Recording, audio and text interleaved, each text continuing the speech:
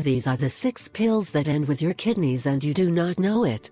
Some doctors prescribe them.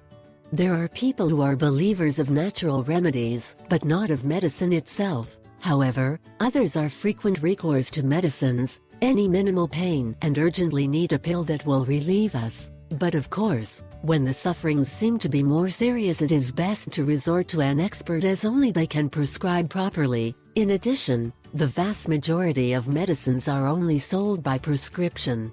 The conditions can vary a lot. Some can be relieved with a single intake and others so chronic that they end up demanding a treatment.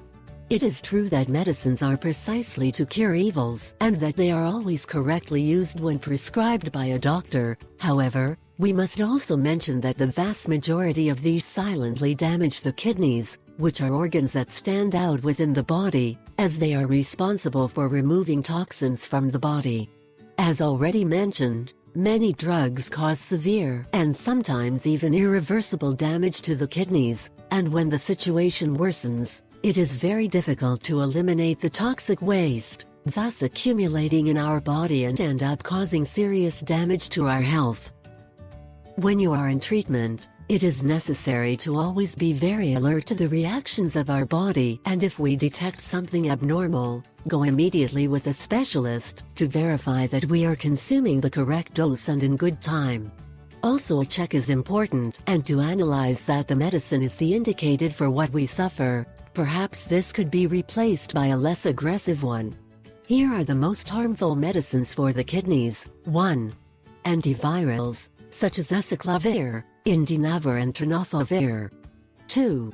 Drugs for joints and bones, mainly those of arthritis such as infliximab, coloquine and hydroxychloroquine. 3. Pressure regulators, captopril. 4. Analgesics, acetaminophen, and non-steroidal anti-inflammatory drugs such as aspirin and ibuprofen. 5.